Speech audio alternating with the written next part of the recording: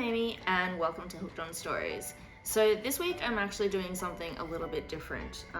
You may remember last week I made some crochet nunchucks, and this week I'm going to teach you how to use them. I'm kidding.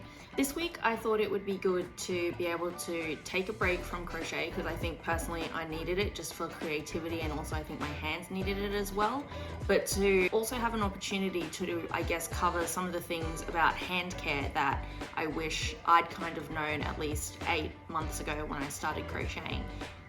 I preface this that I don't actually have any form of like doctor degree or specified knowledge around this kind of stuff, so take it all with a grain of salt and exercise common sense. That's my disclaimer.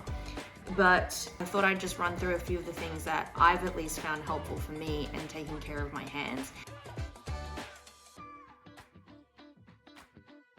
So starting off with anyone who has sensitive skin girlies, I've already put on one of these gloves. So these are the gloves that I used when I actually broke out in dyshydrotic eczema all over my fingers.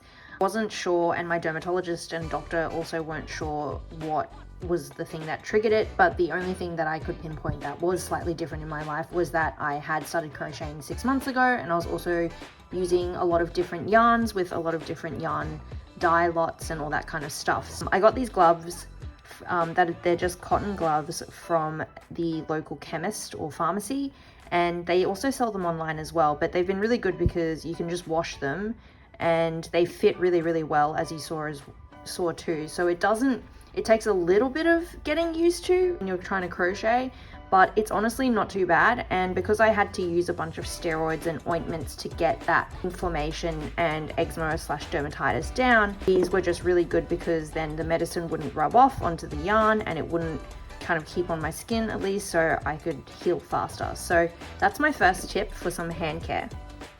On top of also having really sensitive skin, having to use these gloves, another thing that I also realized is that with crocheting, depending on the type of yarn and even just like usual things like the climate, I can also get really dry or sometimes really sweaty hands.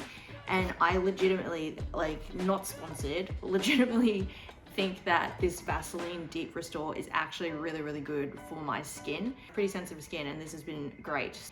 When I was growing up, I was playing piano and also violin. So one thing that I learned from that was my violin teacher used to say for us to do like this. So you take your pinky and your thumb and you do this, and to stretch our hands before we played a concert or before we started practice.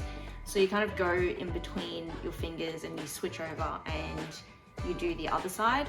And I've always thought that that really helps with cramping. I actually still don't know why she recommended it, but I think she just said it kind of warms up your hands, you get really limber. Taking breaks is such a big part of crocheting. I've realized early on I just always wanted to get the project done, but I also realized that if I want to be keeping crochet as a hobby and have the longevity that I want as well, and not get, you know, carpal tunnel syndrome or something like that, is that you need to take a lot of breaks. And the one thing that really alerted me to this was because early on when I crocheted, I would be like with my elbows just below the table's edge. And I found that doing even just this was cutting off, I think it was cutting off some of the circulation in my pinky and my ring finger on either side. So that's something that I've realized, that getting up and taking breaks and taking yourself for a walk and drinking water and all of those things were things that you definitely just have to do. As like exciting and as deep focus kind of flow you can get in with crochet, it's still a physical hobby, and it's something that you need to take seriously, especially if you want to keep your fingers and your hands nice and limber, and we need our hands. Yeah, so these are my tips. I know that they're really basic, and you can definitely find other videos in terms of like gripping and all this kind of stuff, but these are just a few of the tips that I found helpful, at least in my first almost year of crocheting. Actually taking this week to have a break, but also still not wanting to break my habit of posting one video a week, has allowed me to kind of get a whole bunch of fresh ideas and also kind of rest my hands after probably doing a little bit too much crochet of late. And so yeah, I'm gonna come back with some videos and stuff, but I hope one of you guys, anyone watching, has found something useful from what I've imparted today. And again, just a reminder, I am not at all a hand occupational therapist, though I do know one, so I might be able to get some tips from them in the future as well if you guys like this kind of content. See you next week.